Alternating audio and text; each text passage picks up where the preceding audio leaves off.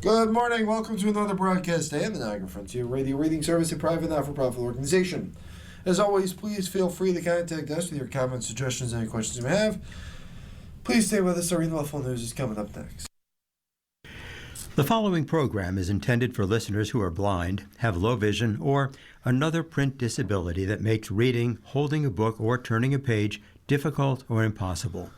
The content is copyrighted by the respective publishers.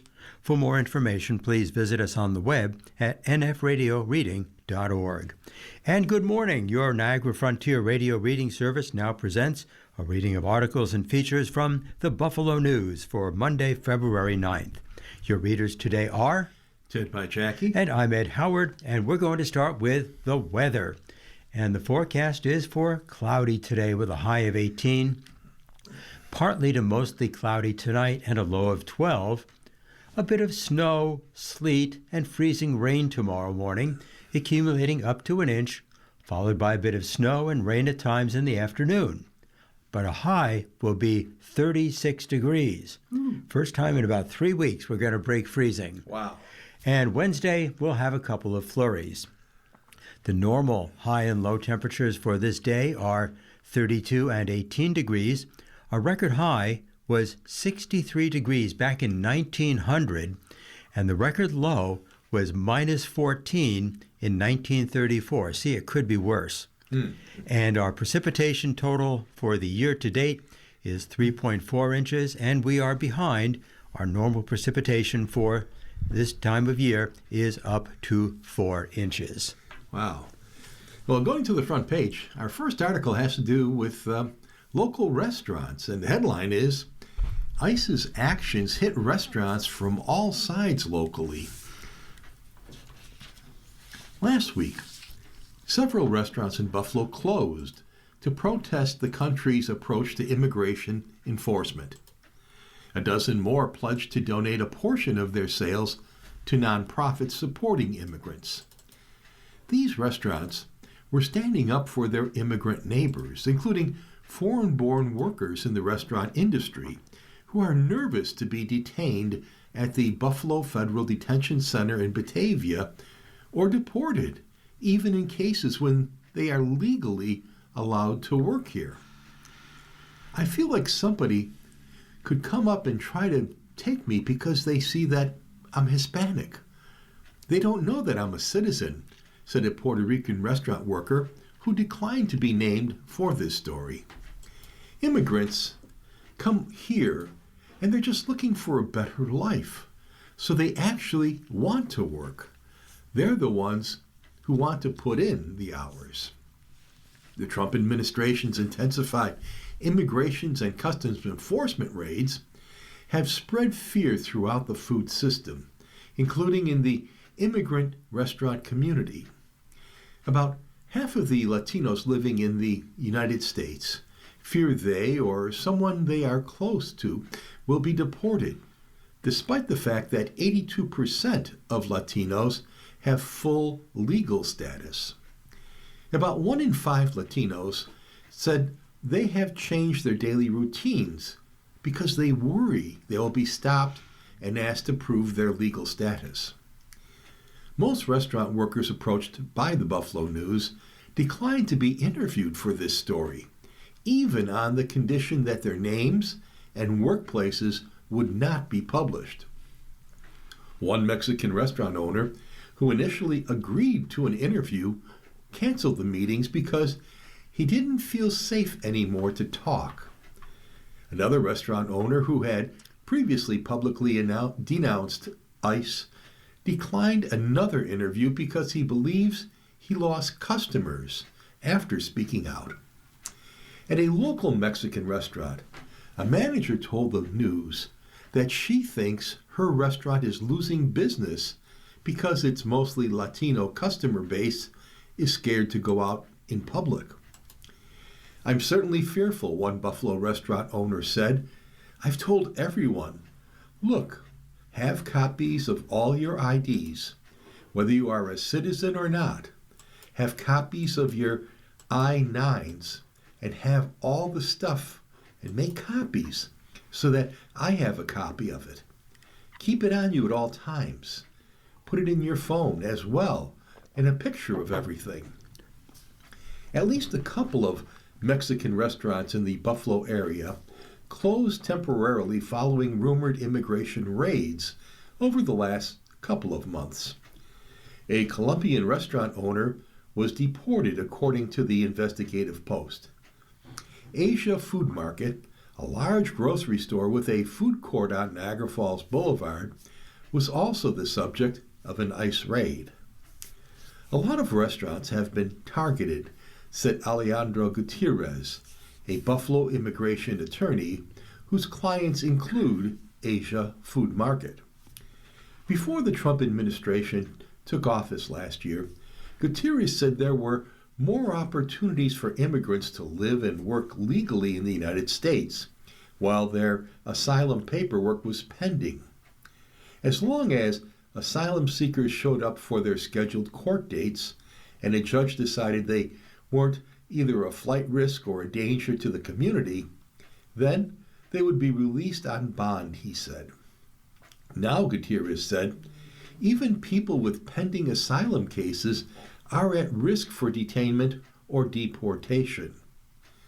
Some people who had immigration status and were able to live and work in the United States have lost that status because of recent immigration law changes, said Colleen Putzel-Kavanaugh, an associate policy analyst with Migration Policy Institute, U.S. Immigration Policy Program. Now, there is a new pool of people who are vulnerable to deportation. There's a lot of pressure on the Department of Homeland Security and its components, mainly ICE right now, to be arresting people and deporting them, Putzel-Kavanaugh said.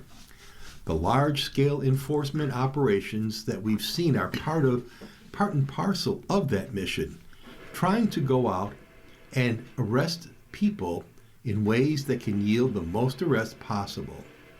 From our vantage point, it really does seem to be about those numbers and about reaching those goals. The restaurant industry, along with construction and agriculture, have more workers without proper work authorization, Putzel-Kavanaugh said.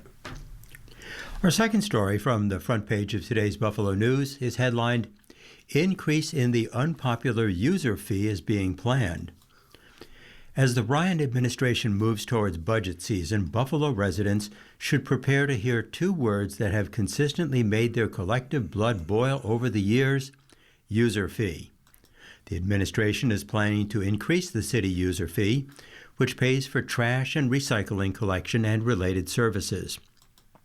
The Enterprise Fund, the city budget line funded by the user fee and used to pay for those services, has consistently been too low to meet all the expenses it was supposed to pay for. Officials said it has been that way in many budgets since the user fee was established under the administration of former Mayor Anthony Masiello more than 30 years ago. In the last 4 fiscal years alone, the city has used almost $16 million from the general fund to pay for shortfalls in the Enterprise Fund. In total, the city has put $28 million of the general fund into the Enterprise Fund, and now the Ryan administration officials say the city needs the Enterprise Fund to pay back that money to the general fund. Deputy Mayor Benjamin Swanekamp, who oversees the Department of Public Works, said the administration will raise the fee to bring the fund back into balance with a surplus to pay back $5 million of the debt each year. Otherwise, the city's external auditors and potentially the city comptroller are going to come down on us for that improper practice, he said. The fund was balanced briefly after former Mayor Byron Brown's administration raised the fee in the 2018-19 fiscal year, a move that news clippings show angered residents at the time. It last produced an overage in the 2020-21 fiscal year, putting more than $873,000 back into the general fund. Since then, it has been operating at a deficit of millions of dollars every year. Swanekamp said they do not have figures on how much the fees will need to go up to achieve the city's repayment goals. He said he will have a better idea of that after a budget meeting this week. Instructions to the budget office are that funds need to be self-balancing this fiscal year, and we need to have enough revenue to begin making payments of $5 million per year back to the receivable, Swanekamp said. Jim Milroy, who was part of Ryan's transition team, was the budget director for Masiello when the city created the user fee. The city was at its constitutional taxing limit under state law, with property values cratered by suburban flight, population loss, and the massive economic hit that spread across the Rust Belt with deindustrialization. Milroy said that in reviewing notes from his time in the Masiello administration recently, he came across this stark figure. Between 1998 and 2002, the city lost $2.8 billion in taxable revenue. In 1995, his second year with the job, and staring down a $25 million deficit with no way to raise revenue and nothing left to cut, Milroy said he was out of ideas. "It's a pretty lonely feeling, right?" he said. "I'm sitting in the budget office going, I can't do this." Then they got an offer from then Erie County Executive Dennis Gorski for the county to take over the city's refuse collection operations, which Milroy described as a godsend. But the Common Council refused to go along with the plan, Milroy said, resulting in the need for a user fee, which began in September of 1995. Milroy said he stood on the back of a garbage truck and chucked in trash for a photo opportunity with the Buffalo News to introduce the idea to the public. People hated it, and Milroy heard from them directly. He was berated at town hall meetings where he attempted to explain the new system. At one in South Buffalo, former Mayor Jimmy Griffin poked him in the chest as people yelled, Milroy recalled. He found paper bags stuffed with dead pigeons left on his doorstep, he said.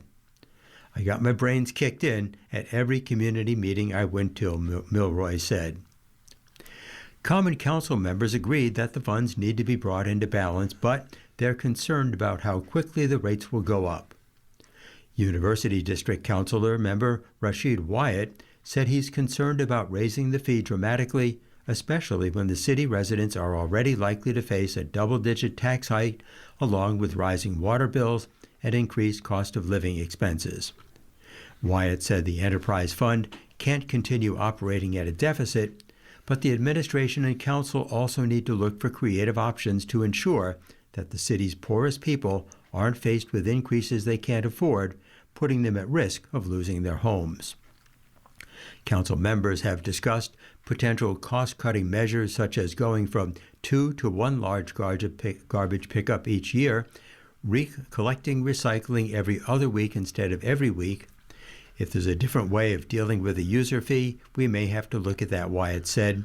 But at the end of the day, I'm just hopeful that we will keep all those things in consideration. Lovejoy District Council member Brian Bowman said he agrees that the Enterprise Fund can't continue to pull money from the general fund. It just doesn't make sense that we have a fund that doesn't pay for itself, Bowman said. But he, too, expressed concerns about increasing fees too rapidly, particularly in his district where many residents already struggle to make ends meet. He said he looks forward to working with the administration to bring things in line in a way that is least painful for residents. It's definitely going to be a big budget year for the council and administration, Bowman said, but I'm ready for it. North District Council member Joseph Golombek said he approached the Brown administration and urged them to raise the user fee incrementally every year at a rate of $4 or $1 per quarter to keep up with rising costs. They did not take his advice. I think it would still upset some people, but I don't think $4 a year would kill people, Golombek said. When asked about the additional burden the new fees will place on the city's poorest residents, user fees arrears can result in foreclosure on property, Swanekamp said that the administration needs to work within the system they inherited and pointed to the low property tax and fee rates residents pay compared to their suburban neighbors. You are listening to a reading of today's Buffalo News on your Niagara Frontier radio reading service, And the time is 15 minutes after the hour. Now we turn to the editorial page of the Buffalo News, and the editorial for today is headlined, "Clarity is Needed." And the subtitle is, "AKG's Loan for Director's Residence Rightly Raises Official Eyebrows." No wrongdoing was uncovered in Erie County's audit of funds provided to the Buffalo AKG Art Museum from 2020 through early 2022, at least not as far as how Erie County money was spent. This taxpayer money was properly accounted for, according to Erie County Controller Kevin Hardwick.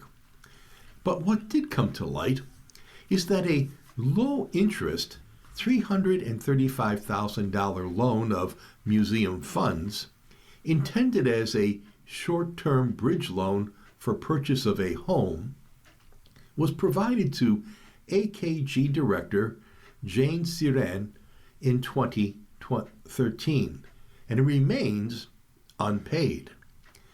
We agree with county auditors that this is not a good look and may be in violation of state laws governing nonprofit organizations, laws that were not established when Serene received the loan, but were in place when the loan was later converted to a 30-year mortgage with the AKG. As reported by the News' Sandra Tan, the county audit did not find that Siran had repaid any of the principal or interest on that loan. The rest of us are required to make our mortgage payments on time. Cyrene should do the same. If there is further investigation by New York State into this matter, no doubt more information will come to light. If such inquiry shows that the AKG's board of directors and Cyrene acted properly in their financial dealings, fine. Let that be an end to it. If not, this needs to be cleaned up. In the meantime, some Western New Yorkers are no doubt outraged that the loan was provided at such low interest, 0.18%, that Cyrene makes such a good salary, $507,866, including bonuses, according to the last available tax form, and that he lives in such a nice house, now assessed at $1.1 million. Nothing about any of that is unusual or, given what we know, illegal. Without getting too far into the popular game of what about X, even more money, including home buying assistance, is routinely spent throughout Western New York and the United States to attract top executives for important positions. A review of top salaries in the local nonprofit sector will find similar compensation figures, though admittedly not many. Museum search efforts and hirings must respond to a competitive market, just as with any other industry. And given what has been accomplished at the AKG since Cyrene arrived, including $230 million brought in to fund spectacular physical expansion and a generous endowment for acquisitions and operations, it looks as though there are concrete metrics available to measure how well he's doing his job. It is a big job. The AKG is a cultural and economic anchor for Buffalo, driving anywhere between $25 million and $50 million in economic impact, and bringing in 30% of its visitors from out of town, thus making a central contribution to the region's tourism draw. That doesn't mean that the institution doesn't have to play by the rules. The Comptroller's Office has released a series of high-profile audits in recent months, including recipients of cultural funding. For the most part, these institutions receive relatively minuscule amounts of money and have budgets to match. That's not the AKG. it gets six-figure amounts from the county annually. This institution is too important to the region, the country, and the world to have these kinds of problems associated with it. If something needs to be cleared up, that's what needs to happen. Well, our next article is the Another Voice column, and today the topic is enforcement, and the writer is Maurice Baggiano, who is a member of the Supreme Court Bar, and the headline here is, "States Must Protect Our Constitutional Rights." He says, "Except in perhaps rare, unforeseeable, and urgent situations, no law enforcement departments, agencies, or officers have the authority to trample on our constitutional rights when enforcing our laws. If they agree to do so and or punish us for having exercised our constitutional rights, they may be criminally prosecuted under federal law. The Department of Homeland Security's Immigration and Customs Enforcement scheme to use expedient administrative warrants knowingly in violation of Fourth Amendment requirements, for example, is patently unconstitutional. The Constitution is the supreme law of the land, not the Department of Homeland Security or ICE. Moreover, the Trump administration's authorization of the Department of Homeland Security and ICE's actions in Minneapolis could and maybe should be classified as criminally punishable, a conspiracy. ICE may not agree to punish people for lawfully exercising their First Amendment rights. The Department of Justice must do its job and demand that all federal law enforcement actions and initiatives comply with our constitutional rights. When the Department of Justice fails to do its job, as it has done recently, the states must step forward and enact legislation proclaiming their authority to enforce our constitutional rights. The 10th Amendment to the Constitution states, "The powers not delegated to the United States by the Constitution, nor prohibited to it by the states, are reserved to the states, respectively, or to the people."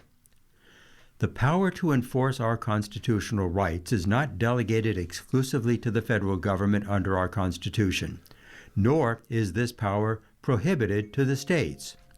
Both federal and state officials, therefore, may enforce the people's constitutional rights. Accordingly, state representatives may, and in my view, should, enact legislation that proclaims the state's authority to criminally or civilly punish federal, state, or local actors who violate our constitutional rights. The 10th Amendment reflects the framers' intent to prevent federal tyranny by ensuring that the states and the people would not owe absolute fealty or loyalty to the federal government and or its agencies and officers. The United States is a constitutional democracy with a tripartite system of government, not a monarchy. Now we look at our editorial cartoon for today, and it's by Steve Breen of Creators Syndicate. And it's an interesting image today. There's a person sitting at a desk, and the person has a computer on the desk and some pencils and pens and some papers. And on the side of the desk is written the word jobs. And as this person is sitting at the computer, as we go to the back part of the person is starting to disappear. It's fading out, the person in the chair. And beneath this image is the word vanish. And the letters VNSH are in gray, disappearing, while the letters AI are in big, bold black. And so I think the indication is, will AI, that artificial intelligence, be taking jobs away slowly as they fade from the forefront? Well, Ted, I hope AI doesn't replace us reading the news on Monday mornings. I was just thinking that.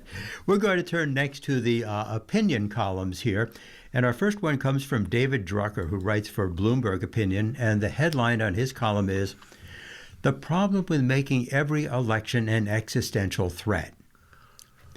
The next election is not an existential event for the United States. Neither is the one after that or the one after that. But that won't stop American politicians from claiming otherwise, nor anxiety-ridden voters from believing them. For at least the last decade, our politics have been gripped by a malady I call the end is near-ism. It's fueled by Democrats and Republicans declaring the next election the most important of our lifetime. Then, as the body politic's temperature rises, we're told that the election is that important because if the opposition wins, the U.S. as we know it will cease to exist.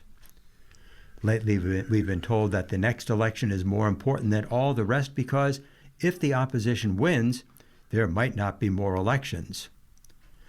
Paul Srasek, a senior fellow at the Hudson Institute, a conservative think tank in Washington, calls this phenomenon Armageddon politics, explaining that the danger this attitude poses, quote, lies not just in its rhetoric, but in the actions it inspires.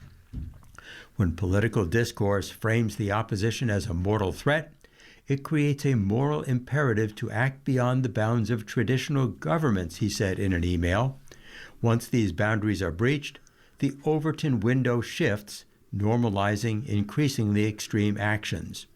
Those who warn against such escalation are dismissed as naive, given what, quote, the other side has done, and the cycle of retaliation accelerates. The other problem with making every election existential is that it's ridiculous and has been proven demonstrably untrue over and over again. President Trump was viewed through this lens by his opponents on both the right and the left in 2016. The midterm elections that follow saw Democrats recapture a majority in the House of Representatives with a 41-seat rout of the GOP. The presidential election that followed delivered a Democratic trifecta. Democrats defended their House majority and recaptured the White House and the Senate. 4 years later, it was Republicans who won the governing trifecta. Not at all what Trump insisted would happen on January 6, 2021, when he urged congressional Republicans and Vice President Mike Pence to overturn Joe Biden's Electoral College victory. We fight like hell, and if you don't fight like hell, you're not going to have a country anymore, Trump said that day during his speech at the Ellipse. Meanwhile, the country he insisted wouldn't exist if he was no longer president is now, by his telling, the hottest country anywhere in the world. But to my point about elections, in 2025, while Trump was turning the Department of Justice into his personal team of attorneys, there was a series of off-year elections. They happened on schedule, as planned, and Democrats romped. Heck, in a recent special election in Texas, the Democrats flipped a state Senate district that had been drawn to elect Republicans. All this has led to a rather mind-boggling situation in Washington. This century, I've watched each party, newly elected and in charge of fresh majorities in Congress, and sometimes the White House, forge ahead with expansive policy agendas that exceeded the voters' mandate. Despite having won at the ballot box, they conclude that politics or the opposition's dirty tricks will prevent them from winning another election for years, if ever, and set out to enact every policy on their wish list. Voters, repulsed by the overreach, respond by throwing them out of office the very next chance they get. Perhaps some enterprising Democrat or Republican will come along who exhibits more faith in our constitutional system, governs with the foresight that there are more elections to come than just the next one, and reaps the benefits. You are listening to a reading of today's Buffalo News on your Niagara Frontier radio reading service, and the time is 29 minutes after the hour. And our next opinion piece comes to us from Layla Zidane from the Fulcrum, and the headline is, Young Lawmakers Govern Differently. Washington isn't ready. When Zohran Mamdani was sworn in as New York City's mayor on January 1st at the age of 34, it became impossible to ignore that a new generation is no longer waiting its turn. That new generation is now governing America. America is entering an era where young leadership is no longer a novelty, but a pipeline. Our research at Future Caucus found a 170% increase in Gen Z lawmakers taking office in the most recent cycle. In 2024, 75 Gen Z and millennials were elected to Congress. NPR recently reported that more than 10% of Congress won't return to their seats after 2026, with older Democrats like Senator Dick Durbin of Illinois and Representative Steny Hoyer of Maryland and veteran Republicans like Representative Neil Dunn of Florida stepping aside. The mistake many commentators make is to treat this trend as a demographic curiosity, younger candidates replacing older ones, the same politics in fresher packaging. A rising generation is bringing a distinct approach to legislating. At Future Caucus, we've helped more than 1,900 Gen Z and millennial lawmakers work on policy since 2013. These young electeds across Congress and state houses are better at passing bipartisan legislation. In 2023, Gen Z and millennial state legislators introduced 40% of all bipartisan bills signed into law, despite making up only 25% of state lawmakers. How are they overperforming so significantly? Ideology is not disappearing. Young officials span the political spectrum, and plenty of them are deeply values-driven. But what they share in common is that many of them are living the same reality as their constituents: student debt, expensive housing markets, rising child care costs, and wage instability in a rapidly changing economy being reshaped by artificial intelligence. Those who are somehow not directly impacted by these forces still have a front row seat to their generation's struggles. Mamdani's platform centered relentlessly on rent, child care, and transportation. For many young lawmakers, affordability isn't a sidebar issue. Many of these leaders came of age watching financial crises, institutional failures, and political stalemates. Perhaps as a result, they are less sentimental about party theater and often more willing to test cross-aisle partnerships early, before incentives harden, in order to advance urgent policy priorities. But Washington and state capitals aren't designed for young lawmakers. Many face structural barriers that make staying in office difficult: low pay, limited staff capacity, and institutional models that assume outside wealth or exceptionally flexible careers. As a result, a troubling number of overperforming young lawmakers who are making an impact end up leaving office. Turnover weakens the very bipartisan relationships that make difficult legislation possible. America suffers when the very leaders who are turning the tide on toxic polarization and gridlock are the ones who choose to exit the system. The opportunity for Washington is obvious. Retention has to become a priority, not an afterthought. Without reforms that make public service sustainable, the very leaders showing the greatest promise for productive governance may be forced out just as they are becoming effective. Some chambers are beginning to modernize, such as investing in staff capacity, expanding member support, improving safety protocols, and professionalizing a job that still assumes lawmakers have independent wealth or unusually flexible employers. If institutions don't adapt, they will keep losing exactly the members they claim they want: pragmatic, coalition-oriented, future-focused leaders. party leaders and legislative managers can treat this rising generation as a rebrand opportunity with more diverse faces, better social media, and fresher slogans, while rehashing the same old constraining strategies and incentives. Or they can treat it as what it is, a chance to rebuild trust by making governing feel possible again. The swearings-in mark a measurable and generational shift in political leadership.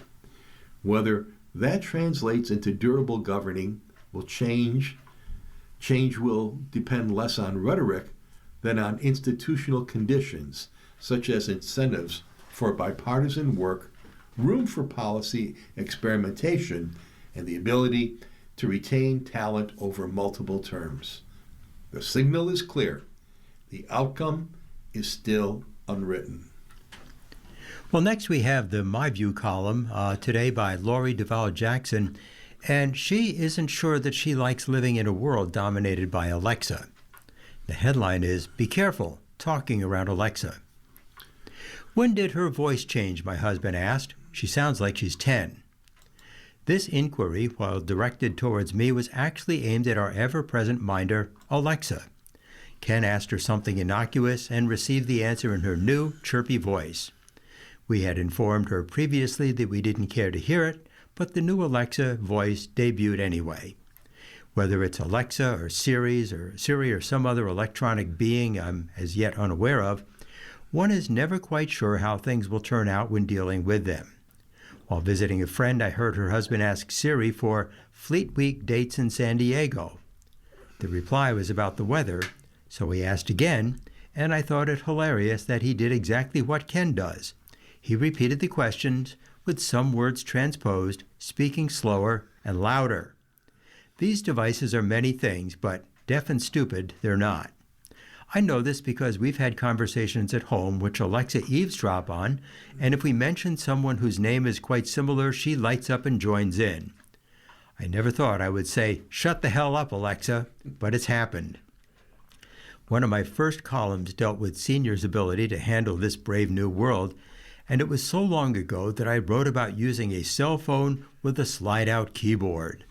My husband's phone folded in half, which looked really cool when he snapped it shut with one hand. Never mind the antenna. This was before smartphones debuted and a harbinger of the road ahead, which is now paved with social media potholes.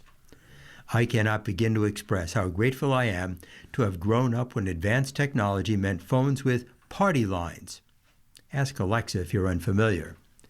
Thanks to the jobs I've had, it was necessary to keep up with new technology. I learned quickly that as soon as I had something sorted, it changed. If you remember the book Future Shock by Alvin Toffler, I'm sorry to tell you that neither the shock nor the future are down the road. They have arrived. However, there's still amusement to be had, such as using my laptop to search Alexa mishaps. Googling the term, I discovered there are web pages describing goofs made by Alexa. These are some of the funnier examples. Alexa added nipple syrup to a grocery list. Thankfully, no explanation was given. Somewhat more alarming was a list a guest at a rental unit put together detailing such items as duct tape, rope, and a shovel. Yeah, that guest wouldn't be coming back. More well known is the cookie and dollhouse incident, where a little girl playing in her room told Alexa she wanted cookies and a dollhouse. Alexa must have amplified the request, as 7 pounds of cookies and a $170 dollhouse were delivered shortly thereafter. Even funnier was a local TV station covering this story, and the newscaster's comment, "I love the little girl saying, 'Alexa, give me a dollhouse.'" This triggered Alexa to order dollhouses for dozens of households watching the broadcast. And lastly, a parrot actually learned to order crackers. When the bird's owner switched on vocal recognition tool, the parrot successfully imitated her voice and kept ordering. Maybe we should start calling Alexa something else. And I'll say we have Alexa in my house, and every once in a while it lights up, and my wife wants to know, what is it doing? Is it listening to us? 24/7. Yeah. In financial news, we have this headline: amid high housing costs, Trump wants them to climb more. President Trump wants to keep home prices high, bypassing calls to ramp up construction so people can afford what has been a ticket to the middle class. Trump has instead argued for protecting existing owners who have watched the values of their homes climb. It's a position that flies in the face of what many economists, the real estate industry, local officials, and apartment dwellers say is needed to fix a big chunk of America's affordability problem. I don't want to drive housing prices down. I want to drive housing prices up for people that own their homes. And they can be assured that that's going to happen, Trump told his cabinet on January 29th. That approach could bolster the Republican president's standing with older voters, a group that over time has been more likely to vote in midterm elections. Those races in November will determine whether Trump's party can retain control of the House and Senate. You have a lot of people that have become wealthier in the last year because their house value has gone up, Trump said. And you know, when you get the housing, when you make it too easy and too cheap to buy houses, those values come down. But by catering to older baby boomers on housing, Trump risks alienating the younger voters who expanded his coalition in 2024 and helped him to win that second term. And he could wade into a generational war in the midterms, said Brent Buchanan, whose polling firm Signal advises Republicans. The under 40 group is the most important right now. They are the ones who put Trump in the White House, Buchanan said. Their desire to show up on the election or not is going to make the difference in this election. If they feel that Donald Trump is taking care of the boomers at their expense, that's going to hurt Republicans. In the 2024 presidential election, 81% of Trump's voters were homeowners, according to AP VoteCast data. This means many of his supporters already have mortgages with low rates or own their homes outright, possibly blunting the importance of housing as an issue. Older voters tend to show up to vote more than younger people, said Oscar Pascarich, a senior data analyst with liberal think tank New America, who has studied the age divide in U.S. politics. However, appealing to older voters may prove to be a misguided policy if what's needed to win is to expand the voting base. He said, before the 2026 elections, voters have consistently rated affordability as a top concern, and that is especially true for younger voters with regard to housing. That's just not enough housing supply, they said. Shay Haida, a real estate agent in the Chicago and Denver area, said she handles about 100 to 150 transactions a year, but she sees the potential for a lot more. We have a lack of inventory to a point where most properties, particularly in the suburbs, are getting between 5 and 20 offers, she said, describing what she sees in the Chicago area. New construction could help more people afford homes because in some cases, buyers qualify for discounted mortgage rates from the builder's preferred lenders. She called the current situation very discouraging for buyers because they're getting priced out of the market. Well, next we have a story dealing with Minneapolis, and the headline is ICE impersonation reports adding to fears in Minnesota. For days, Luis Ramirez had an uneasy feeling about the men dressed as utility workers he'd seen outside his family's Mexican restaurant in suburban Minneapolis. They wore high-visibility vests and spotless white hard hats, he noticed, even while parked in their vehicle. His search for the Wisconsin-based electrician advertised on the car's doors returned no results. On Tuesday, when their Nissan returned to the lot outside his restaurant, Ramirez, 31, filmed his confrontation with the two men who hide their faces as he approaches and appear to be wearing heavy tactical gear beneath their yellow vests. This is what our taxpayer money goes to, renting these vehicles with fake tags to come here and sit and watch my business, Ramirez shouts in the video. A spokesman for the Department of Homeland Security and Immigration and Customs Enforcement did not respond to inquiries about whether the men were federal immigration officers, but encounters like Ramirez have become increasingly common. As the sweeping immigration crackdown in Minnesota continues, legal observers and officials say they've received a growing number of reports of federal agents impersonating construction workers, delivery drivers, and in some cases, anti-ICE activists. Not all of those incidents have been verified, but they have heightened fears in a state already on edge, adding to legal groups' concerns about the Trump administration's dramatic reshaping of immigration and enforcement tactics nationwide. If you have people afraid that the electrical worker outside their house might be ICE, you're inviting public distrust and confusion on a much more dangerous level, said Naeem Shah, Director of Immigration Advocacy for the American Civil Liberties Union. This is what you do if you're trying to control the populace, not trying to do routine, professional law enforcement. Next, we have a very sad story. The headline is Telephone Scam Results in Tragic Consequences in Ohio. Mario Hall last saw his mother on the other side of a FaceTime call teaching him how to make pepper steak. She had propped up her phone near the stove in her kitchen in Dublin, Ohio, so that he could see the pan. And from his home in Columbia, South Carolina, he watched and followed along. I told her I wanted some pepper steak, but I didn't know how to make it. And that was one of the meals she used to make for me when I was younger, he told CNN last week.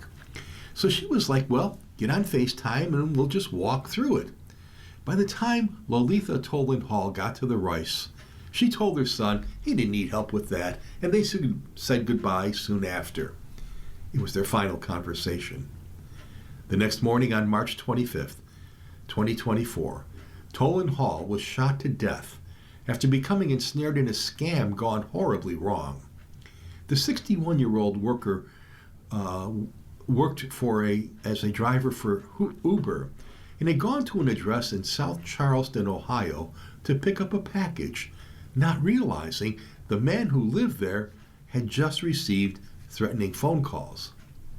Thinking that she was coming to steal from him, the homeowner confronted Tolan Hall in the driveway with a pistol and shot her as she backed away, pleading for her life. William Brock, who was 83, was sentenced last week to 21 years to life for murder, felonious assault, and kidnapping in Tolan Hall's killing. The case reflects the growth in voice scams that's fueled by artificial intelligence and illustrates how online and telephone scams can sometimes have violent consequences. Hall traveled to Ohio for the sentencing, where he read a statement describing his love for his mom. She was my mother first and foremost, but she was also my best friend, he said, fighting back tears. Not only did this shatter my entire family, but it left a hole in my heart that cannot be filled. Retired and on her own schedule, Tolan Hill tended to her backyard garden filled with strawberries, cucumbers, and tomatoes. She was one of those drivers they would send to locations outside the normal area for more money. On the day of the shooting, she received the call that was a request for a pickup package at Brock's residence. She didn't know anything about the scam calls or that the same scammers had summoned her to his address. Unbeknown to her, Brock had received threatening calls from a man who claimed his grandson was in danger and demanded he give $12,000 to the driver who was pulling up to his house. When she arrived, he confronted her and shot her 6 times as she stepped away. His attorney described it as self-defense, but prosecutors said she was not armed and posed no threat when he shot her. As part of our newspaper reading, we now present the day's death listings. If you need further information on any of these names, call us at 716-821-5555. And we do not have any local death listings today, but two that are in the news. The first being Brad Arnold, age 47, leader of the rock band Three Doors Down. He was the lead singer of the Grammy-nominated rock band. He died Saturday, months after being diagnosed with stage 4 kidney cancer, and he was 47. And the other is Gabor Borit, age 86, who was a scholar of the Civil War. History professor Gabor Borit, a Hungarian immigrant to the United States who wrote widely about the Civil War and President Abraham Lincoln, has died. He had been a professor at Gettysburg College in Pennsylvania for many years, founding the Civil War Institute and helping to establish the $50,000 Lincoln Prize for scholarship related to the Civil War. If you need further information on either of these names, please call us at 716-821-5555. That's 716-821-5555. And now it's time for a look at our horoscopes for today. If today is your birthday, Monday, February 9th, you are optimistic and helpful to others. You're devoted, insightful, caring, and self-sacrificing. Socialize and enjoy life this year because your creativity and zest are at a pinnacle. The stars show what kind of day you're going to have today. 5 dynamic, 4 positive, 3 average, 2 so-so, and 1 kind of the New England Patriots. Very difficult. Aries, first, 3 stars. Something might catch you off guard. Double-check banking details and arrangements about debt, inheritance, and shared property. Tonight, check your finances. Taurus, 4 stars. Be prepared to cooperate with others today. Fortunately, a discussion with an older friend or senior member of a group might benefit you. Tonight, listen. Gemini, 3 stars.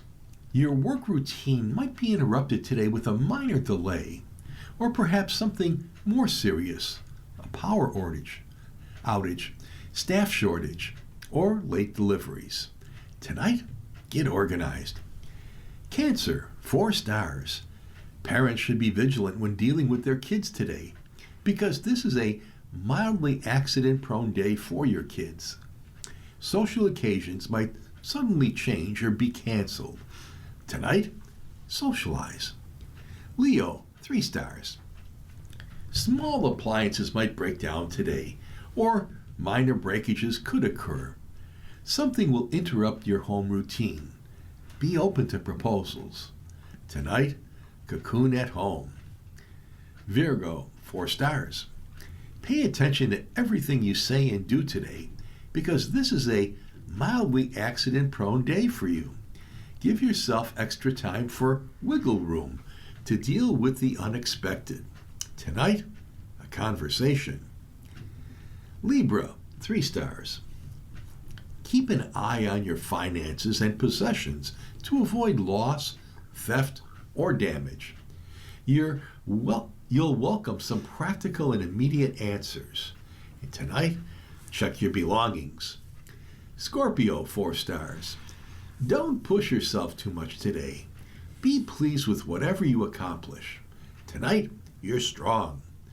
Sagittarius, 4 stars. It's a fast-paced day, but you might choose to be low-key or work alone or behind the scenes. Home repairs will appeal to you. Tonight, enjoy privacy.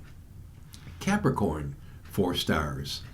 A relationship with a friend or a group might hold some surprises for you today. Avoid conflict, and tonight, friendships. Aquarius, 3 stars. You have great money-making ideas and might be interested in buying beautiful things for yourself and loved ones. Don't do something impulsive that you might regret later. And tonight, you're admired. And finally, Pisces, 4 stars. Travel plans might be canceled or delayed today. Or perhaps you have to travel when you didn't expect to do so. Tonight, explore and learn.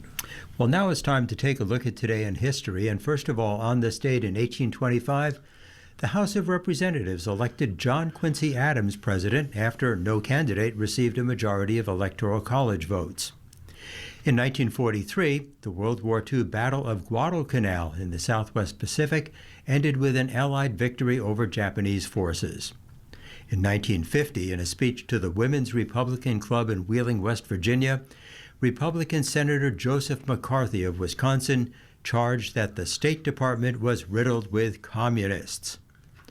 In 1964, the Beatles made their first live television appearance on The Ed Sullivan Show, broadcast from New York on CBS. The quartet played 5 songs, including She Loves You and I Want to Hold Your Hand, to a crowd of screaming teenagers in person and more than 70 million viewers across the country.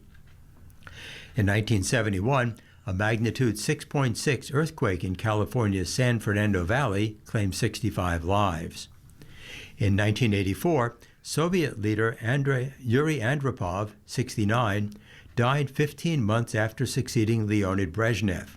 He was followed by Konstantin Chernenko, who would only be in power for 13 months before his own death in office, opening the door for Mikhail Gorbachev. And finally, in 1986, Halley's Comet made its closest pass to the Earth by 39 million miles in its first return to the solar system since 1910. The comet's next appearance will be in 2016, and I look forward to seeing it then. All right. You're listening to a reading of articles from the Buffalo News for Monday, February 9th on your Niagara Frontier Radio Reading Service. We'll return for more readings after this short break. Your readers today are Ted Pajacki. And I'm Ed Howard.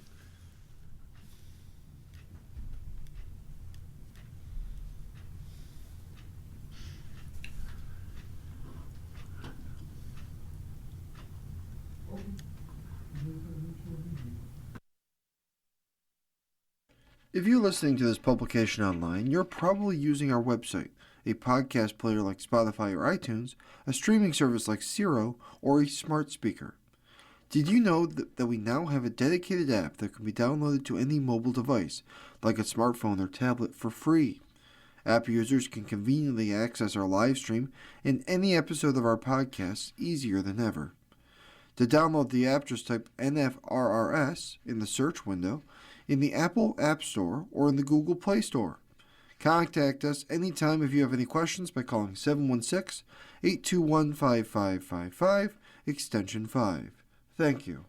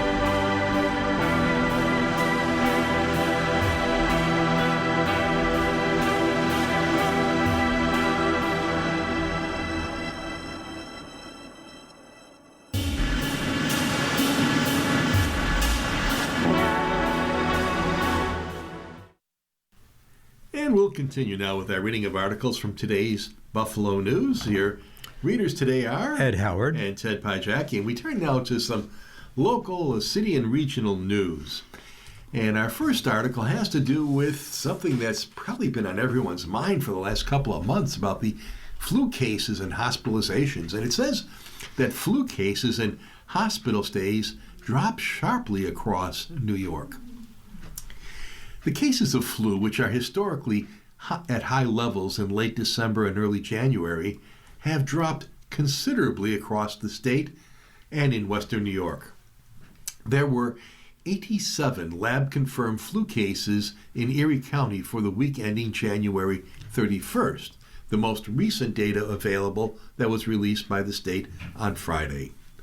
Flu cases have been steadily dropping since hitting a whopping 2,509 in Erie County for the week that ended December 27th. Hospitalizations are headed in the same direction. Flu hospitalizations in Erie County came in at 20 for the week ending January 31st, a figure that's been declining since it peaked at 294 weekly hospitalizations in early January. Due to high influenza volume, Erie County public health officials on January 8th urged residents to reserve hospital visits and ambulance transport requests for true medical emergencies in an effort to preserve limited resources for patients with severe, life-threatening conditions. Despite the decline, we are still in the midst of respiratory illness season, and cases could rise again, meaning it's important to wash your hands with soap and water for at least 20 seconds. Avoid touching your eyes, nose, and mouth with unwashed hands, and stay away from people who are sick. Most importantly, stay home and avoid contact with others when you're sick. Dr. John Selleck, an infectious disease expert at Kaleida Health, told the Buffalo News in December that some flu seasons produce a double hump, a year with two peaks in cases. In those years, cases decline, only then to increase again when a new strain arrives. Low vaccination rates, waning immunity, and a rapidly circulating variant called subclade K, a subgroup influenza, are some of the factors behind what has been a severe flu season so far.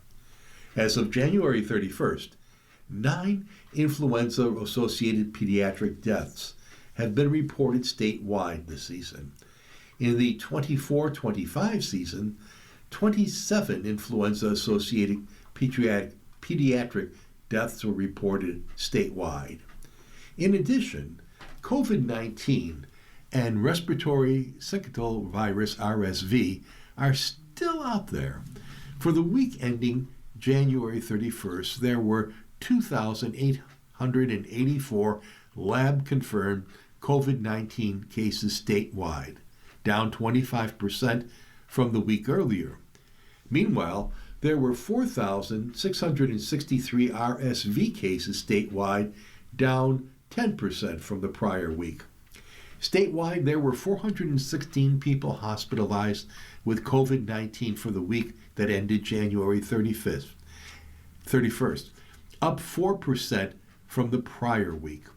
In the 5-county Western New York, there were 36 COVID-19 hospitalizations, which was down from 60 a week earlier.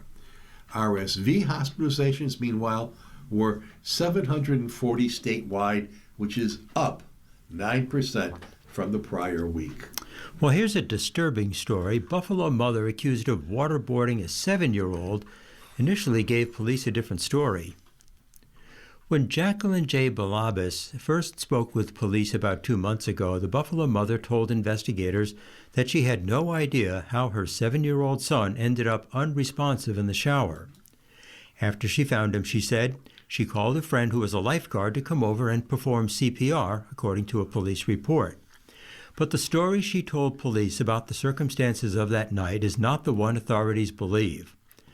Additionally, court documents reveal that investigators think most of the suspected waterboarding the child suffered happened over a 2-day span that led up to the boy's heart-stopping one night in December in his West Side apartment.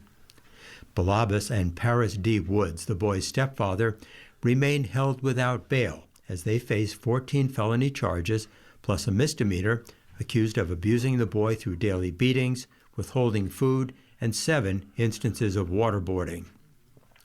Another woman, Balabas' friend Cassandra Lynn Bauman, also has been charged with participating in the final round of waterboarding that led to the boy suffering cardiac arrest for about an hour and an eventual 8-day hospitalization for various injuries, including hypothermia.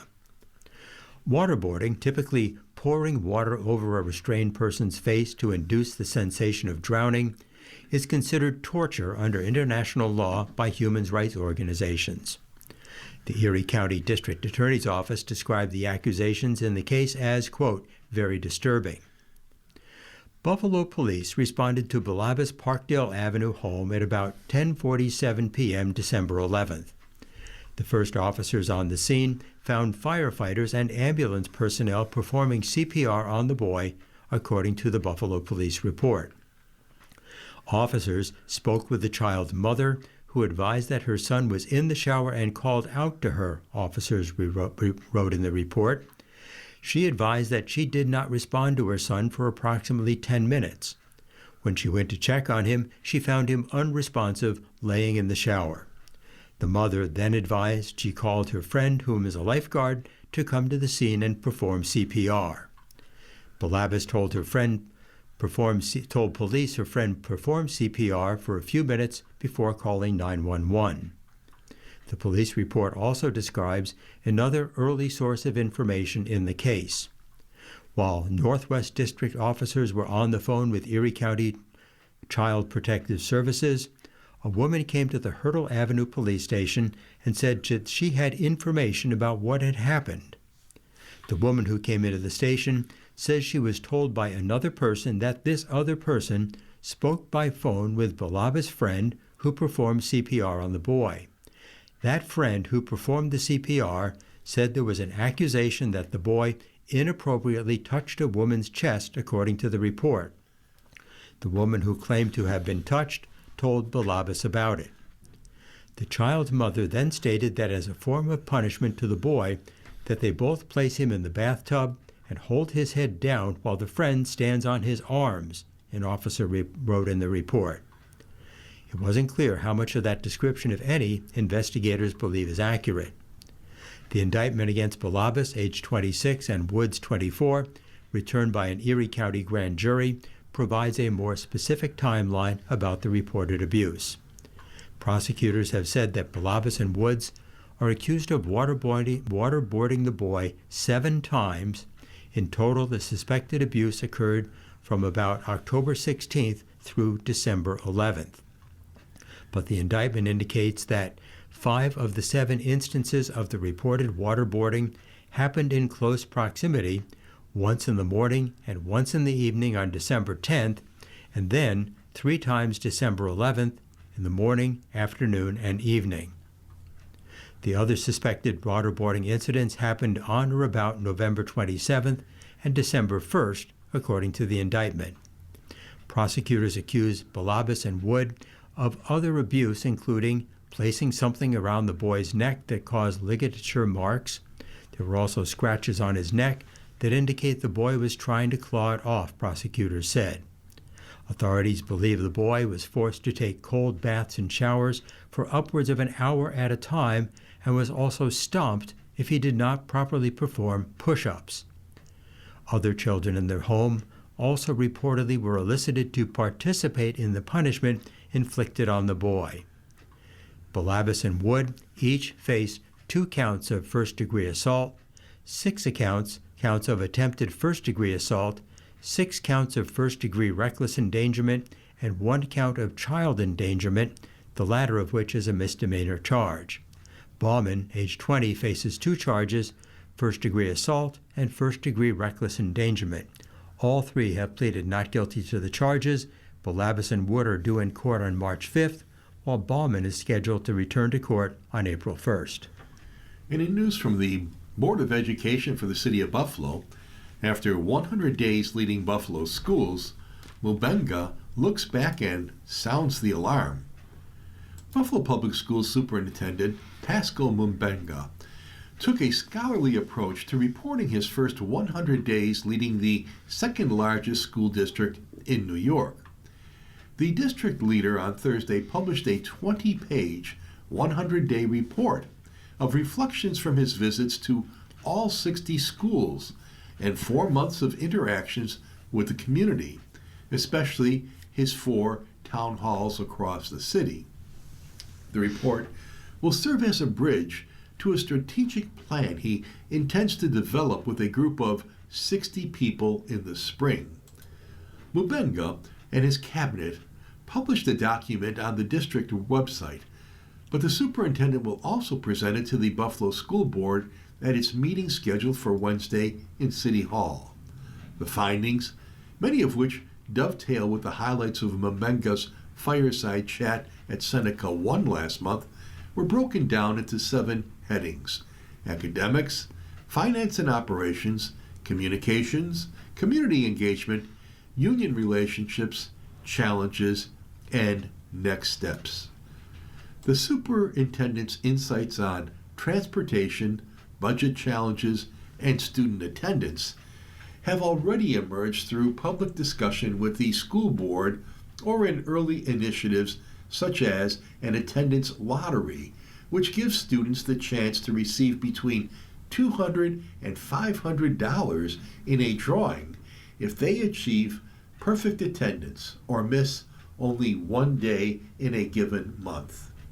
Also, woven into Mubenga's report, however, are blunt assessments of the challenges the district faces and achievable aims that could build momentum.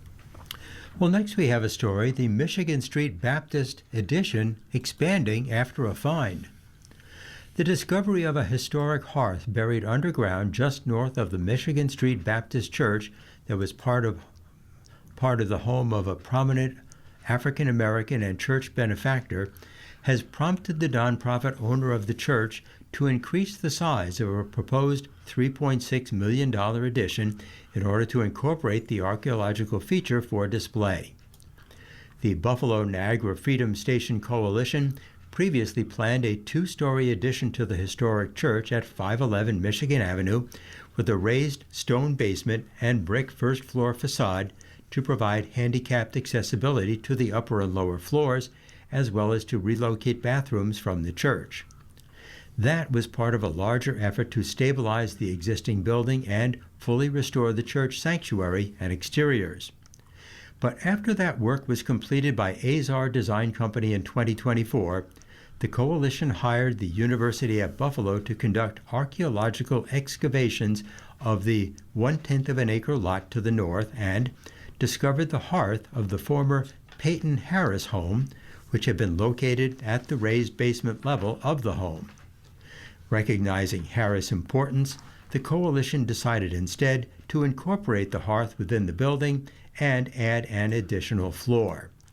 That meant, besides an accessible entrance and a new bathroom, the 3-story addition also needs an exit staircase and full elevator and needs to be shifted to minimize disturbance to the hearth.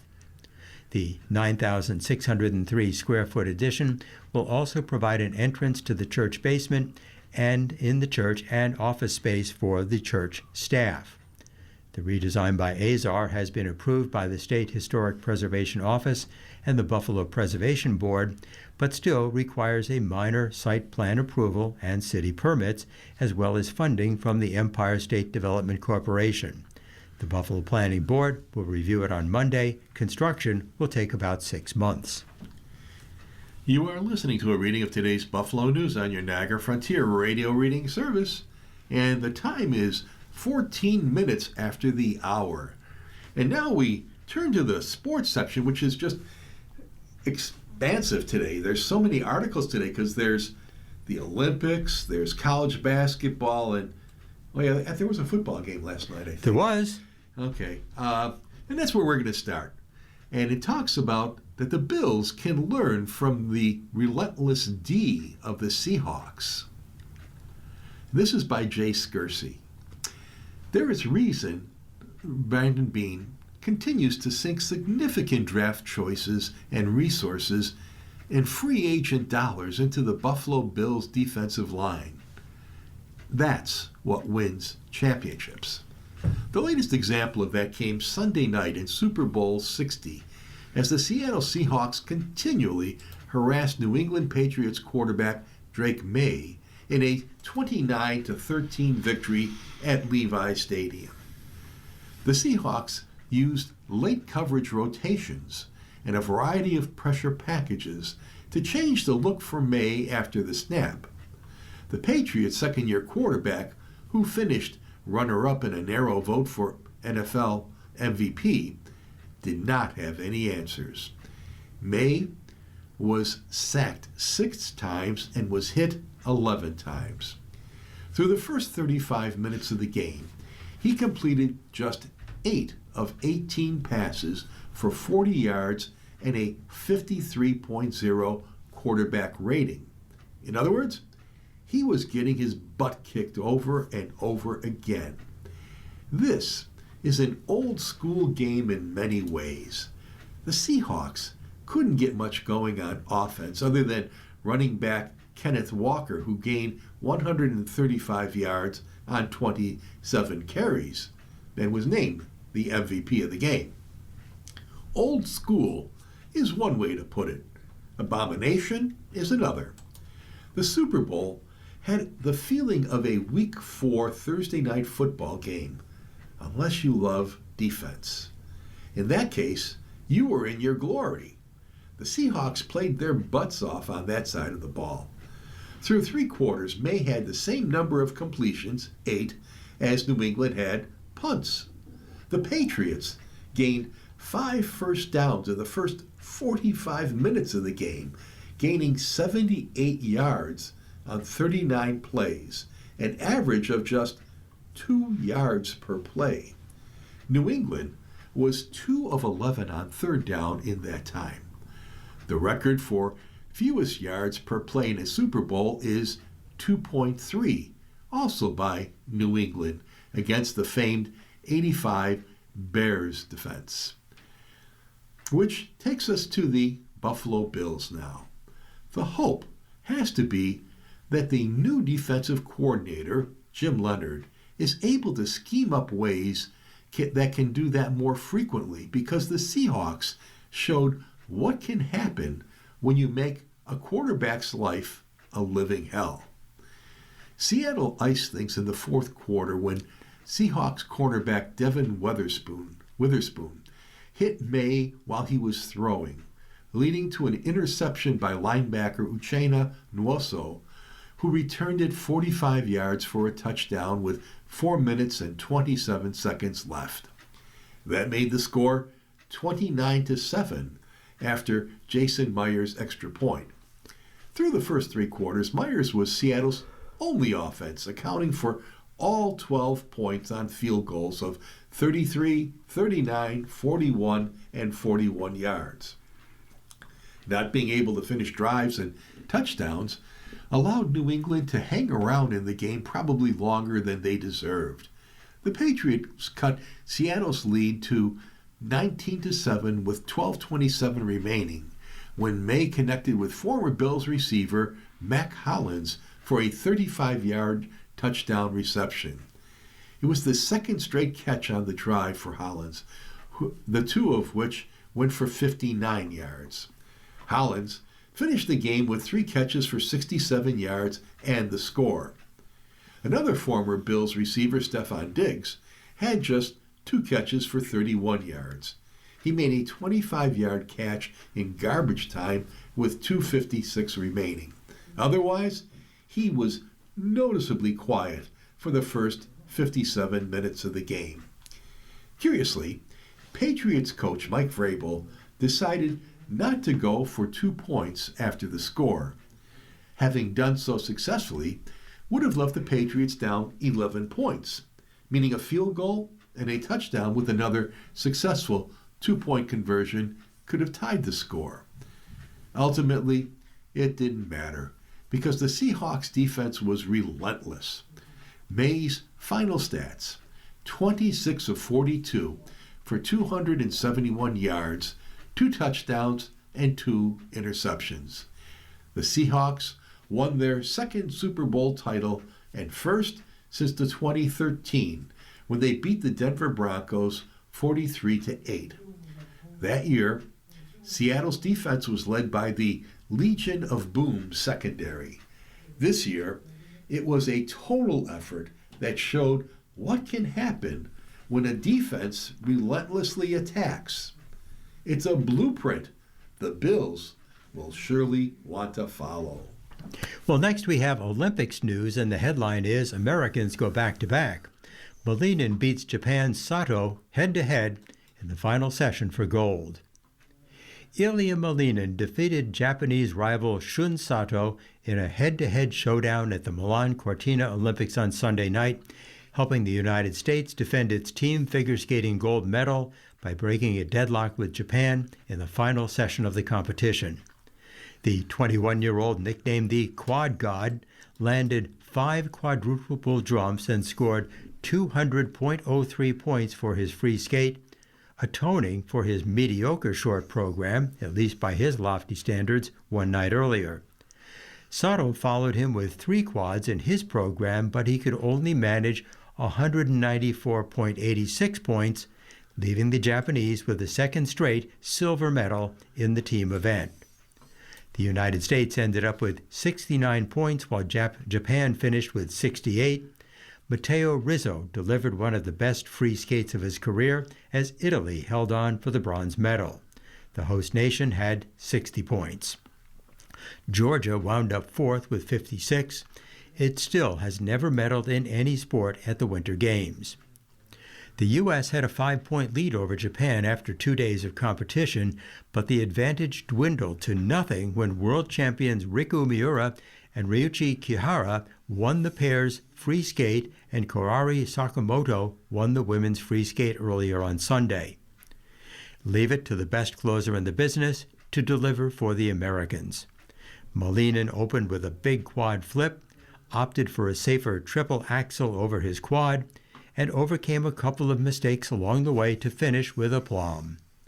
The son of Olympic skaters Tatiana Malinina and Roman Korsakov ended with back-to-back combos, a quad toe triple flip, and a quad salchow triple axel, leaving the crowd full of American and Japanese fans roaring in approval. Sato did everything he could to give Japan a chance. From his opening quad Lutz to his finishing triple Lutz, the Japanese star was nearly perfect, producing an easier but cleaner program than Malinin had earlier. He pumped his fist the moment his music ended, then had to wait here whether it was enough. And it wasn't, quite. The pairs were first on the ice Sunday night, with Ellie Kam and Danny O'Shea delivering the best free skate of their career when the U.S. needed it most, beating the Canadians to avoid dropping a much-needed point to the winning Japanese pairs team. Kam and O'Shea scored 135.36 points for their program. Miura and Kihara won the segment with a career best of their own at 155.55 points, pulling the Japanese to within 2 points of the U.S. The women took to the stage with the U.S. swapping out Alyssa Liu for Amber Glenn. The 3-time national champion spun out of her opening triple axel, the most difficult triple jump, and one only she tried among the women, and Glenn had to add a double toe loop after missing an earlier triple as part of the combination. Those 2 mistakes and a couple of other errors led her to finish with 138.62 points. She finished 3rd in the segment. Kaori Sakamoto, the individual bronze medalist at the Beijing Games, won the free skate with 148.62 points, pulling Japan into a tie for the lead. Our next article is somewhat an interesting article. It's on the business of college sports. And the headline is, more than $1 billion is going to SEC schools. The Southeastern Conference is distributing more than $1 billion to its 16 universities for the 24-25 fiscal year, which ended last August. The total distribution jumped more than $200 million from the previous year. The current total includes $37.4 million retained by universities that participated in the college football playoff and bowl games. The amount distributed from the conference office, including bowl revenue retained by participants, averaged $72.4 million for schools with full-year financial participation. Oklahoma and Texas, which joined the conference in July of 24, received distributions of $2.6 million and $12.1 million respectively, related to CFP and bowl participation and designated NCAA funds. The $72.4 million average per school is approximately $18.6 million above the 23-24 average of $53.8 million for full members. The payout for the 14 schools receiving a full share is comprised of revenue generated from television agreements, postseason bowls, the CFP, the SEC title game, the SEC's men's basketball tournament, and NCAA championships. If this college football office season has proved anything, it's that while the transfer portal is open, fans have to assume there's always a possibility their favorite player will enter the portal. Even signing a contract to return, as Duke quarterback Marion Mensah proved, guarantees nothing.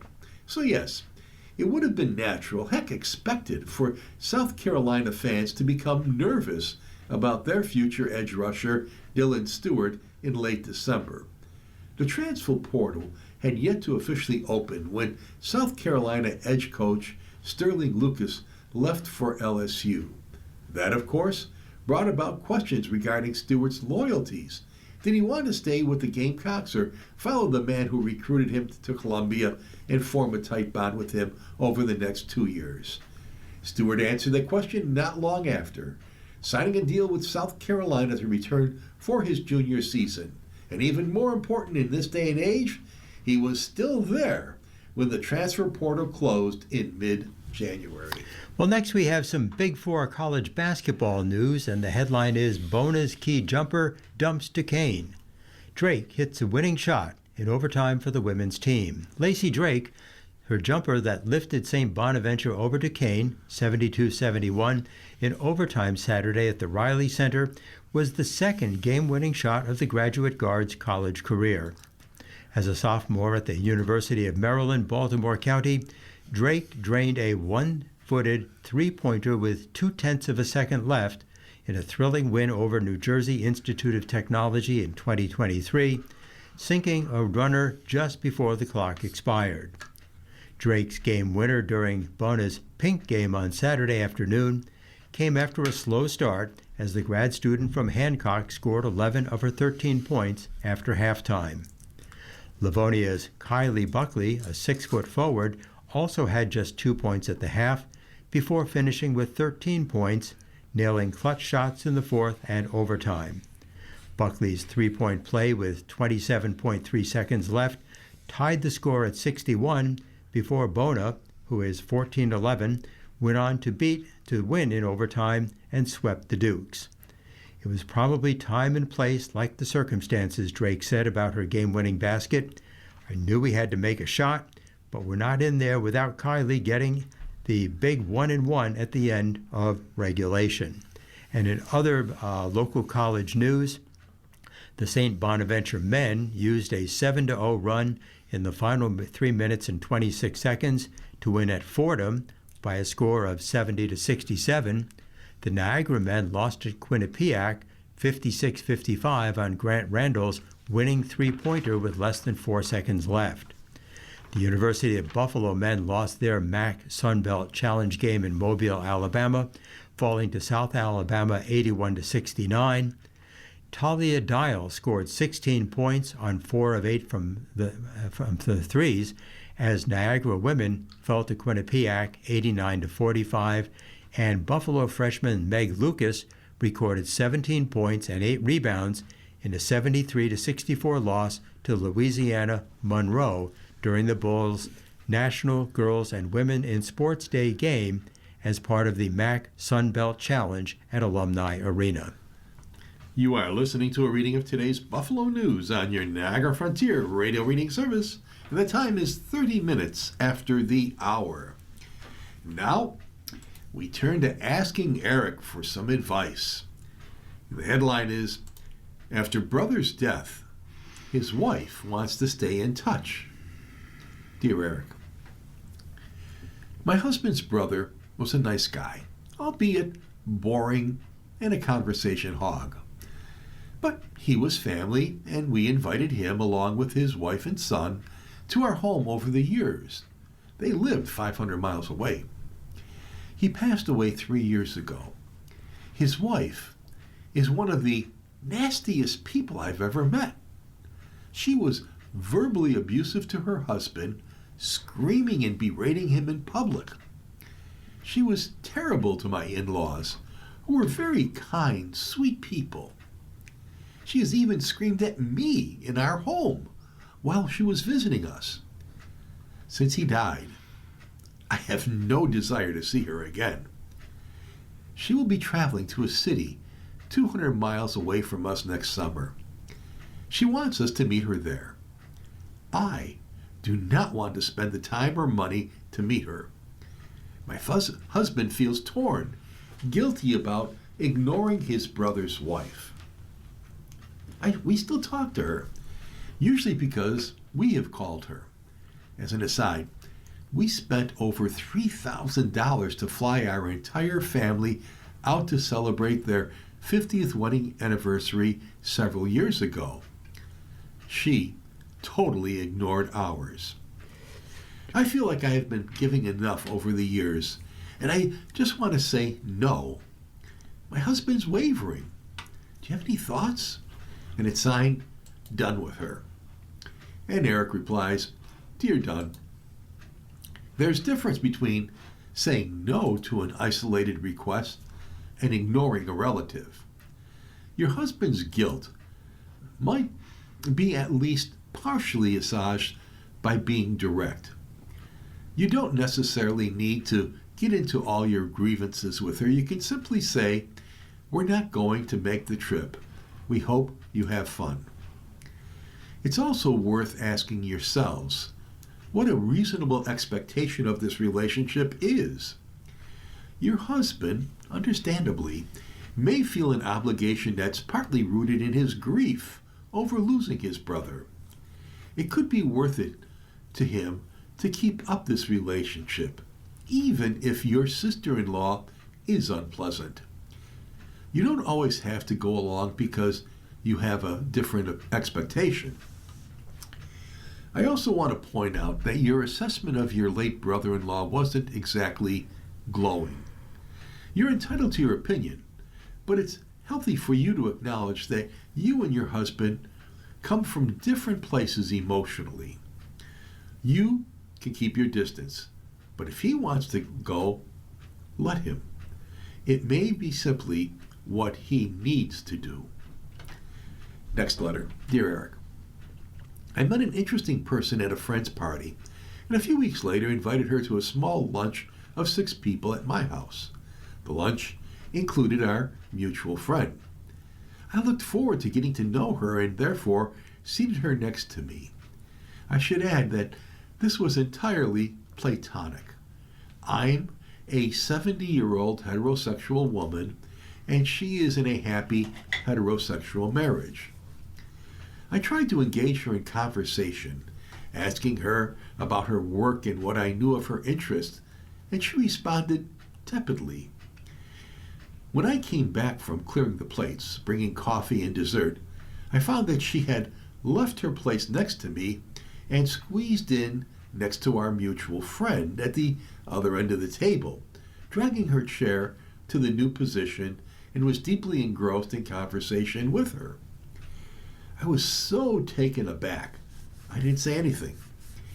She continued to engage only with her friend for the rest of the lunch, leaving me with no one sitting to my right. I felt hurt and shocked. But was I wrong? Is it normal behavior? What could I have said? And it's signed, Ruffled by Guest. Eric responds, Dear Guest, your feelings are valid and understandable. This person was your guest in your home, and her behavior comes off as ungracious. This may not be the intention, though. It's possible that she misread the cues and got too comfortable. Conversely, it's possible she has social anxiety and retreated to a conversation with someone she knew better. Indeed, the small gathering of, I presume, people who are mostly strangers to her may have been more than she could handle.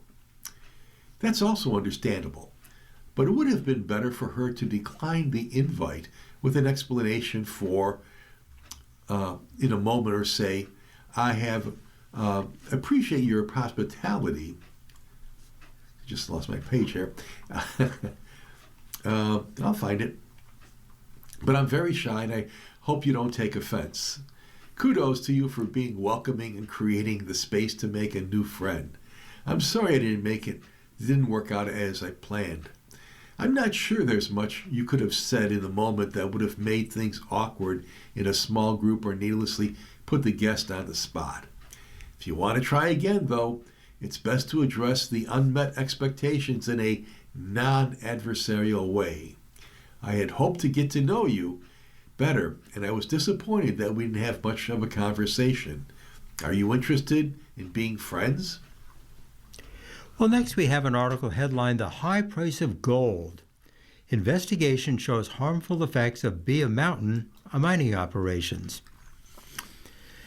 An investigation by the Associated Press and the Gecko Project found that the largest gold mining company in Liberia repeatedly spilled toxic chemicals such as cyanide in levels that environmental authorities of the West African nation said were above legal limits. Villagers expressed frustration with seeing dead fish in the river and with a lack of response to their complaints. At the same time, anger grew over other issues they blamed on the company, Bia Mountain Mining Corporation, including homes they said were cracked by vibrations from mining explosives and raids of farms by elephants displaced by the blasts. In 2024, that anger spilled out in a protest.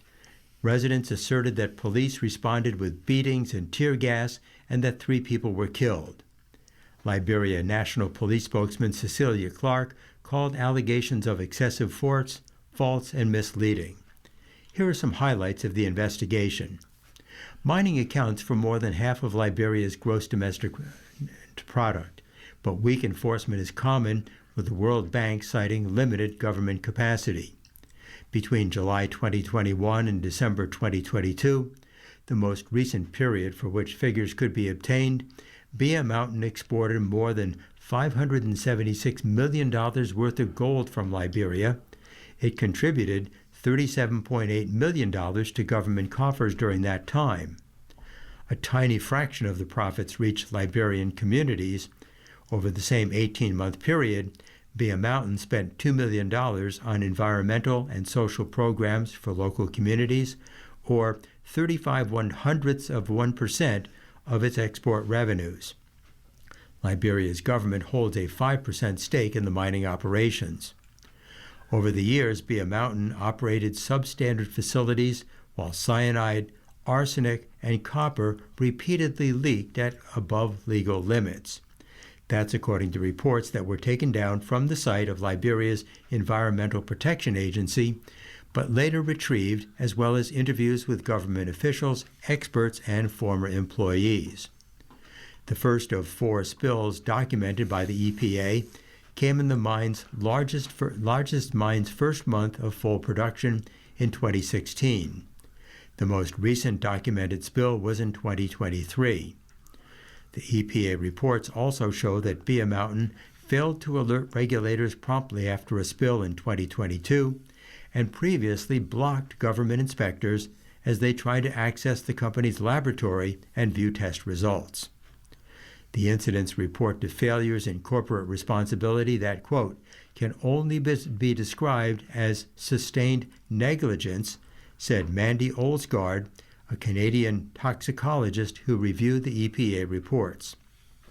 As spills continued, Bear Mountain withdrew from the Cyanide Management Code, a global standard recommending pollution limits and requiring independent audits. After one spill in 2022 that Bear Mountain didn't report within 72 hours as required, residents of a downstream village reported scooping up dead fish and thinking it was a gift from God. Some later reported illnesses, but no tests were carried out on them to confirm a link to the spill. While EPA inspectors repeatedly recommended fines after the spills, the only one penalty was issued by the regulator, a $999,000 fine in 2018 that was later reduced to $25,000, and it was not clear why. Our next article has a very interesting headline. The headline is, Bye Bye Bargain Buffet. 80 years ago, the first Las Vegas buffet opened with a $1 Western-themed Buckaroo buffet that offered cold cuts and cheese. Today, visitors can drop $175 on luxury buffets with lobster tail, prime rib, and limitless drinks.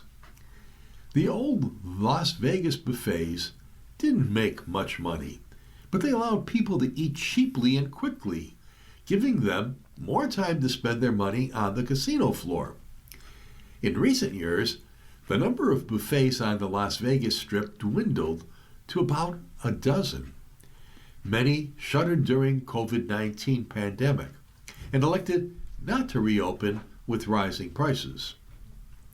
Before the Carnival World Buffet at the Rio closed in 2020 and was replaced with the Canteen Food Hall, it touted itself as Las Vegas' largest buffet with more than 300 international dishes to choose from.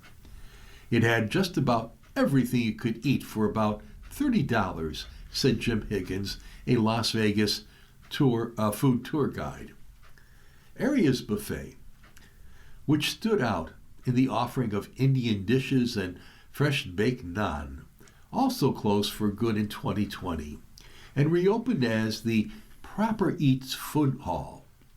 The food hall offers several options including ramen, sushi, and burgers. Last March, the pyramid-shaped Luxor's ancient Egypt-themed buffet closed. It had cost about $32, but many people ate for free with a casino comp. Many of the city's old-school buffets were replaced by trendy food halls and pricey celebrity chef-driven restaurants, and the so-called luxury buffet, now an attraction in and of itself. The rise of Las Vegas as a foodie town drove demands for higher quality dining, said Al Mancini, a longtime food journalist in Las Vegas and the creator of a food guide called Neon Fest. Longtime Las Vegas visitors likened the decline of buffets to the disappearance of the 99-cent shrimp cocktail, another iconic offering that contributed to the city's reputation as an affordable vacation spot. You wander in and you eat. You stuff your face and then you stumble out and go to a slot machine. It's just part of the culture, and it's sad to see that change, Arizona resident and frequent Las Vegas visitor Ryan Bohawk said. History professor and Las Vegas native Michael Green remembers the days of the $1.99 buffet, where he piled his plate with fried chicken, corn, and desserts. An advertisement for the Old West-themed casino Silver Slippers buffet painted that picture of plenty with the line, "Tomorrow we start the diet. Today we have a great buffet. Las Vegas is a city where visitors like to pretend they have more money than they do, and buffets allow people to live like a king, giving them a visceral thrill while loading up the plate with crab legs, Mancini said. Jeff Gordon, a frequent Las Vegas visitor from California, likes the grand spectacle of the high-end buffets like the Wynn's Buffet or the Bacchanal at Caesar's Palace, which display mountains of crab legs and elaborate carving stations with prime rib and smoked brisket. Still, Gordon misses the affordable buffets that were once plentiful. It's like going to Costco and buying a $1.50 hot dog, Gordon said. You may not just buy that $1.50 hot dog, but you may be spending like $150 in Costco and other things that maybe you do need, maybe you don't need. Gordon thinks the decline in affordable buffets has contributed to the city's growing reputation as becoming too expensive. He thinks it's hurting tourism as a whole and discouraging middle-class Americans from visiting. Residents say buffets adapted to meet the needs of a city that is constantly changes. It was a great option in its day, said Jim Higgins, a Las Vegas food tour guide. I think the city has moved on. A Las Vegas buffet is an attraction at this point, and you're going to pay for an attraction, Higgins said. You're not going to get there to get deals. At the Palms All-You-Can-Eat Buffet, visitors pay $80 for endless lobster, shrimp cocktail, sushi, snow crab legs, and fresh pasta like lobster mac and cheese. The venue offers specialty-themed nights where hula dancers or mariachi musicians perform. Occasionally, a lobster mascot walks around. It's almost like a circus, said Marcus O'Brien, the executive chef at the Palms Casino Resort. Mancini said buffets will always be part of some visitors' Las Vegas experience, and they'll evolve alongside the restaurant scene around them in order to succeed. The Las Vegas buffet will never die, he said. Well, if you know somebody who's looking for a new or used car, here are 5 trends in the car market, plus some tips for shopping for a new ride right now. First, more holdout shoppers are returning, boosting used car selection. Many consumers delayed buying a new car over the past several years due to high prices, limited selection, and expensive loans. Those deferred purchases resulted in fewer used vehicles being available for sale, but we're seeing that trend diminish in 2026. More people are finally trading in their used vehicles, which is increasing supply and variety in the secondhand market. Next, trade-in values remain unusually strong. One bright spot for owners who have held off on a recent purchase will be equity for their trade-up, says Ivan Drury, Director of Insights at Edmunds. According to Edmunds transaction data, 7-year-old vehicles that were traded during 2025 were valued at an average of $14,400. That's a 72% increase compared to 2019. A surge of off-lease EVs is reshaping the used market. Electric vehicle leasing surged in 2023, and those EVs are now entering the used market as their leases come to an end. The result is a big increase in used EVs for sale this year. Many of them will have relatively low miles and significant discounts. Financing costs are finally easing. High interest rates added thousands of dollars to the cost of buying a new car over the past 2 years. As rates begin to decline and automakers compete for buyers in a softer sales environment, loan offers are improving, and incentive-driven financing is making a comeback. And finally, longer loans and changing vehicle content require extra scrutiny. As prices remain high, more buyers are stretching payments across a 72-month or even 84-month loans. While a longer loan lowers the monthly bill, it increases the total amount paid and keeps you upside down longer on a loan, which occurs when you owe more money on your loan than the vehicle is actually worth.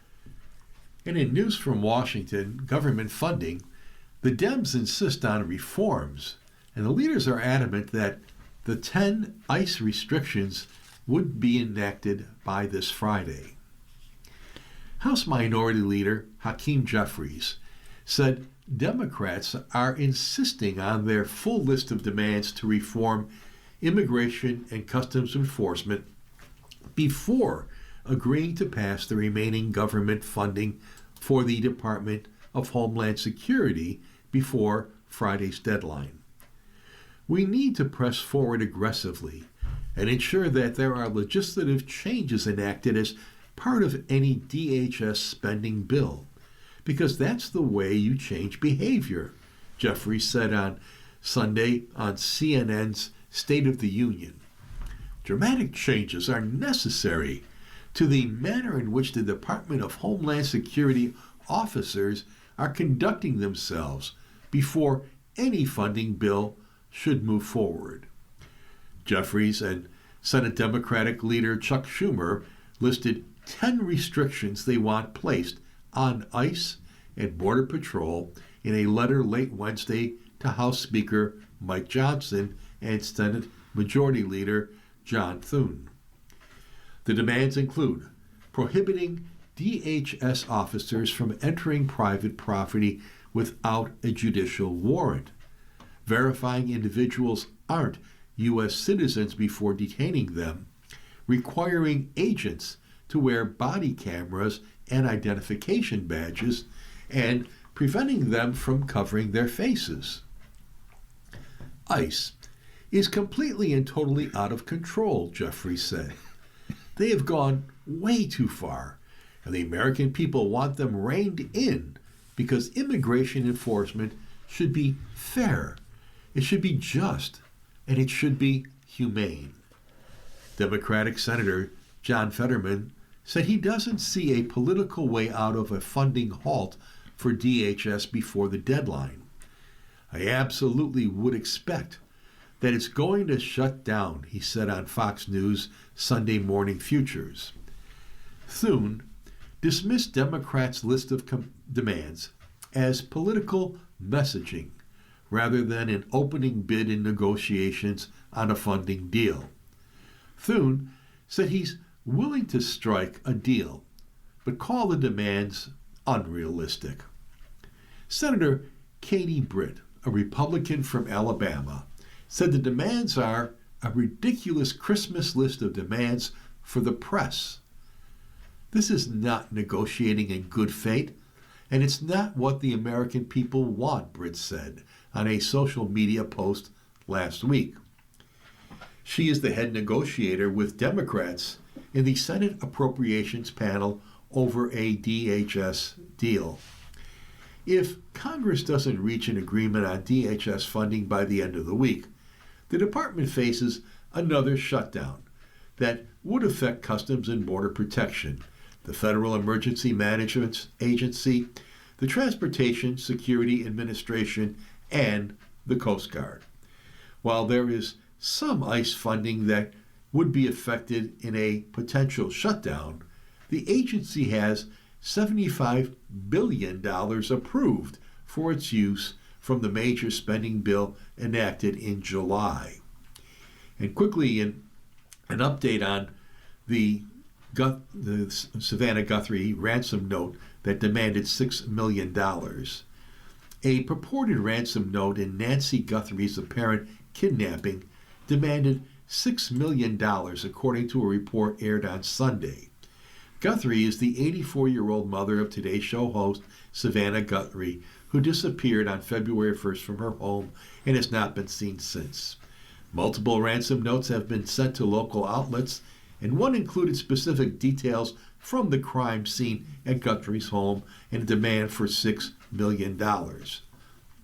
Authorities have not publicly confirmed the ransom notes sent to the local Tucson TV stations and national outlet as legitimate. You've been listening to a reading of articles and features from the Buffalo News for Monday, February 9th. We read from the Buffalo News live on weekday and Sunday mornings at 9 a.m. and rebroadcast at 4 p.m. For more information, call 716-821-5555. Your readers today have been Ted by Jackie and Ed Howard, and we thank you for listening. If you or people you know shop at any of the Dash's supermarkets, please save Dash's register tapes for radio reading. Our agency receives $2 for every $100 in Dash's register tapes. Radio reading has raised thousands of dollars so far.